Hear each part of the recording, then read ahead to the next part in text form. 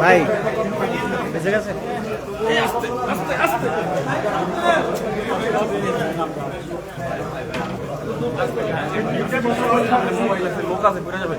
আজকে এখনো পর্যন্ত কোনো পার্টিকুলার পয়েন্টে কনক্লুশন হওয়ার মতো জায়গায় আমরা পৌঁছাই না।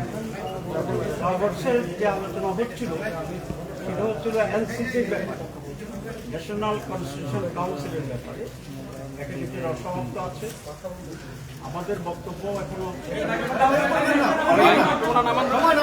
আমরা নীতিগতভাবে যেটা আগে লিখিত দিয়েছি এখনো বলছি আমরা এনসিসির পক্ষে। এরকম একটি সাংবিধানিক ব্যালেন্স কমিটি থাকা উচিত, প্রতিষ্ঠান থাকা উচিত, যারা সাংবিধানিক এবং বিধিবদ্ধ যে সমস্ত সংস্থা আছে সেগুলোর নিয়োগ এবং নিয়ন্ত্রণের ব্যাপারে ভূমিকা পালন করতে হবে। সেখানে প্রধানমন্ত্রী থাকবেন, প্রধান বিরোধী দলীয় নেতা বা নেতৃবৃন্দ তিনি থাকবেন, আমাদের যে স্পিকার থাকবে, আপনার লোয়ার হাউস যদি হয় ডেপুটি স্পিকার থাকবেন। এভাবে একটা স্ট্রাকচারের ব্যাপারে আমরা একমত হয়েছি। অরিজিনালি প্রস্তাব ছিল ওনাদের সেখানে প্রেসিডেন্ট এবং প্রধানমন্ত্রী chief justice president and chief justice থাকবে। এই দুইজনের ব্যাপারে আমরা আপত্তি করেছি এই জন্যে যে একজন হচ্ছে দেশের অভিভাবক হিসেবে দেশের ভূমিকা পালন করবে, আরেকজন জুডিশিয়াল চিফ যিনি দেশের আইন এবং বিচার বিভাগের জন্য জাস্টিসের জন্য প্রধান। তো ওনাদের এই কমিটিতে আনলে এখানে যদি কোনো রকম বিরোধ তৈরি হয় তাহলে একটা মীমাংসা করার আর কোনো বডি থাকে না। সে কারণে আমরা বলেছি প্রেসিডেন্ট এবং প্রধান বিচারপতি বাদ রেখে এটাকে কনস্টিটিউট করা। অনেকেই কিছু এদিক ওদিক বলছেন, কিন্তু অলমোস্ট দু একটি দল ছাড়া বাকি সকলেই এনসিসি গঠনের ব্যাপারে নীতিগতভাবে আমরা প্রধান না, আমরা ওইগুলো আমরা মনে করি যে আবার আলোচনা হবে, কন্টেন্টস কী হবে, কারা কারা থাকবে সেক্ষেত্রে পরের বিস্তৃত আলোচনা হবে। তবে বাংলাদেশ জামায়াত মনে করে আমাদের তিন বাহিনীর প্রধান এই জায়গার বাইরে থাকা ভালো নিয়োগের ক্ষেত্রে। তাদের যে ফর্মাল যে নিয়োগের প্রক্রিয়া আছে সেটাই থাকলে আগের মতোই সেটাকে আমরা শুনি।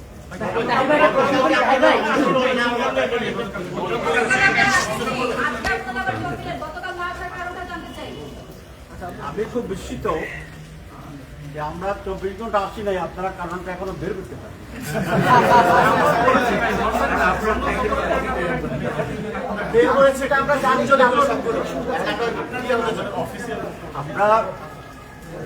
আপনারা দেখেছেন যে মাননীয় প্রধান উপদেষ্টা লন্ডন সফরের কিছু কিছু বিষয়ে আমরা আপত্তি জানিয়ে এবং প্রশ্ন করে একটা বিবৃতি আমরা দিয়েছি। সেই বিবৃতিটাই হচ্ছে ওনার লন্ডন সফরের ব্যাপারে আমাদের অফিসিয়াল স্ট্যান্ড, এবং এটা আমাদের নির্বাহী বৈঠকে হাইস্ট বোর্ড যেটা আমাদের অ্যাপেক্স বোর্ড, সেই নির্বাহী বৈঠকের সিদ্ধান্ত ভিত্তিতেই এটা এবং অ্যাপ্রুভালের ভিত্তিতেই সেই সিদ্ধান্ত।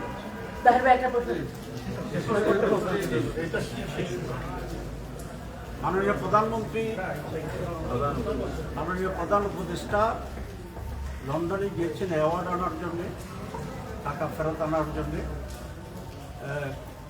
এবং ওনার উপস্থিতিতে বাংলাদেশের অন্যতম বৃহৎ দল Bangladesh nationalist party BNP executive প্রধান বা ভারপ্রাপ্ত প্রধানের সাথে ওনার সেখানে একটা বৈঠক হয়েছে এবং এটাকে আমরা ওয়েলকাম করেছি।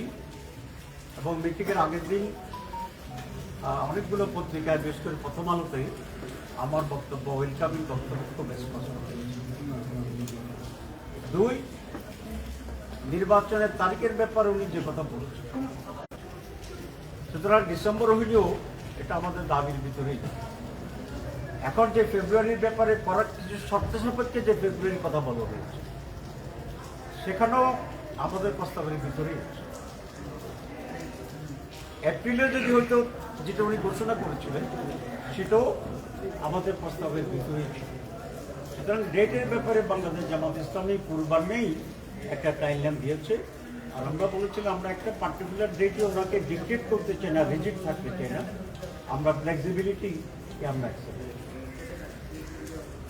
এখানেও আমাদের কোনো তেমন আপত্তি। আমরা যে জায়গাতে প্রশ্ন তুলেছি যে উনি জাতির উদ্দেশ্যে একটা ভাষণ দিয়েছেন, ভাষণ দিয়েই টেলিভিশনে একটা তারিখ ঘোষণা করেছেন। এখানে যদি কোনো পরিবর্তন হয় আলাপ আলোচনার মাধ্যমে, এটা হতেই পারে। বিএনপি একই বড় দল, তাদেরও দাবি ছিল এবং আলোচনা করে উনি যদি কনভিন্স হন যে এটা চেঞ্জ হতে পারে, এখানে আমাদের কোনো কথা নেই। কিন্তু সেটা ভালো হইতেও যেহেতু উনি একটা টেলিভিশনে কমিটমেন্ট করেছিল, বাংলাদেশে এসে আবার কথাবার্তা বলে এটাকে উনি রিভাইজ করতে পারত, কিন্তু সেটা উনি করেন। দুই, আমরা বিশ্বের সাথে দেখলাম যে উনি একটি দলের প্রতিনিধির সাথে জয়েন্ট স্টেটমেন্ট করেছেন, যৌথ বিবৃতি। এটা পৃথিবীর ইতিহাসে রিপিট হয়েছে, আছে কিনা আরও এক্সাম্পল আমাদের জানা নেই। বিভিন্ন দেশের সরকারের সাথে প্রধান বিরোধী দল বা পার্লামেন্টের প্রতিনিধিত্বকারী দলগুলোর সাথে বিদ্যুৎ হয়, কারণ তখন তাদের একটা স্ট্যাটাস যে পায়। এখানে বহুদলীয় গণতন্ত্রের 100-এরও বেশি দল আমাদের দেশে আছে, তাহলে তো এমন এক কালচার তৈরি হবে উনি যার সাথে কথা বলেন একটা জয়েন্ট স্টেটমেন্ট করতে হবে।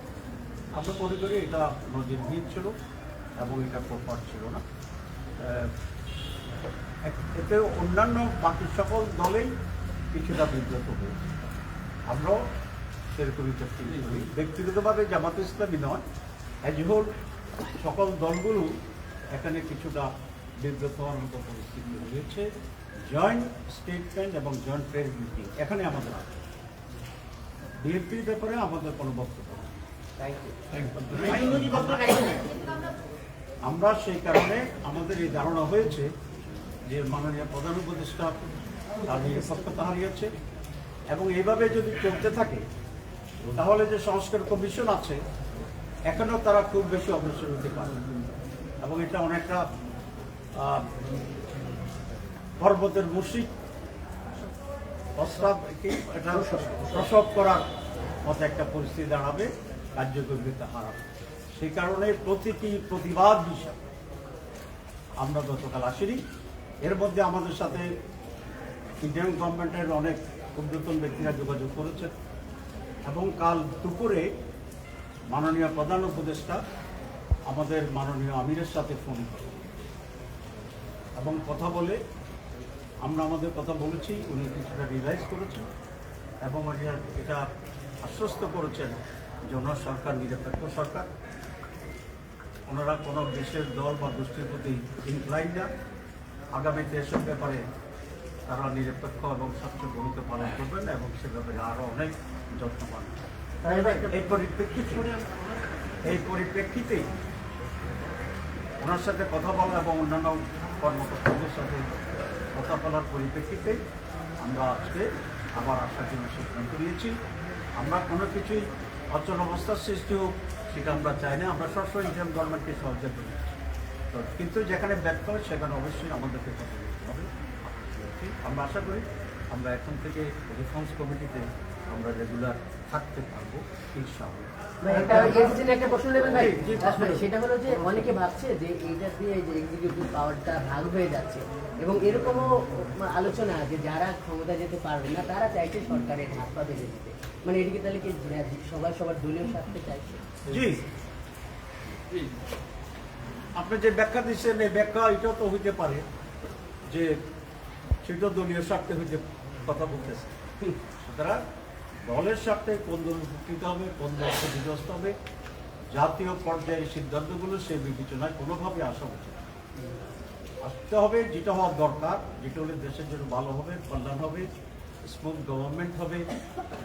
এটা আমরা মনে করি যে বাংলাদেশের 54 বছরের অভিজ্ঞতা আমরা দেখেছি যে কোনো একটি শুধুমাত্র প্রধানমন্ত্রী বা যখন প্রেসিডেন্ট এত বেশি পাওয়ারফুল হয়ে যায়, চেক অ্যান্ড ব্যালেন্স না থাকার কারণে তারা ফ্র্যাঙ্কেস্টাইন স্টাইলে দেশ চালাতে চায় তারা স্বৈরাচার হয়ে যায়, তারা ফেসিবাদ হয়ে যায়, তারা এখন আয়াত হয়ে যায়। সুতরাং বাংলাদেশের জন্য কমপক্ষে আমি বিশ্বের সারা দুনিয়ার কথা বলি, the present situation of practice in the government আমাদেরকে যদি ব্যালেন্স করতে হয় তাহলে অবশ্যই এরকম একটা বডি থাকা উচিত। তার ফেভারে যাবে কি যাবে না, এই সরকারের যাবে যাবে না, নির্বাচনের পরে এটা বোঝা যাবে। আর যে কথা বলছি, আমি একটা সরকার নির্বাচনকে যদি সুষ্ঠু স্বচ্ছ করার জন্য কঠোর না হয়, তাহলে আরেকটা হাসিনা মার্কা নির্বাচন এই দেশকে রক্ষা করতে পারে।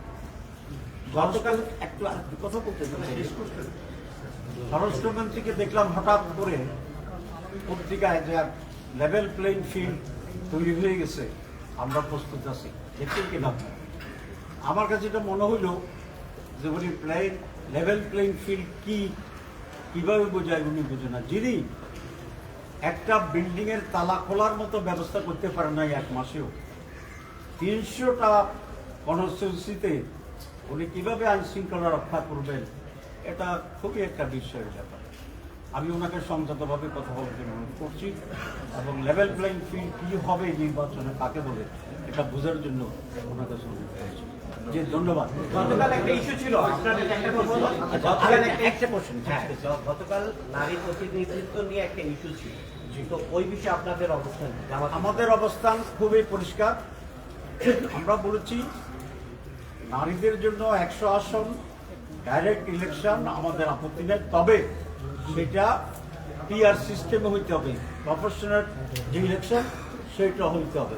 সুতরাং আগে ওইটা সলভ না করলে এটার মতামত দেওয়া কঠিন হবে, কারণ ইফ যদি ইত্যাদি দিয়ে তো কোনো আর ফাইনাল কোনো সিদ্ধান্ত হয় না। আমাদের ঐকমত্য কমিশন এখন ইফে আছে, জদিতে আছে, বাট আর একটু পরে যাবে, এরপরে কিনতে হইবে কিনা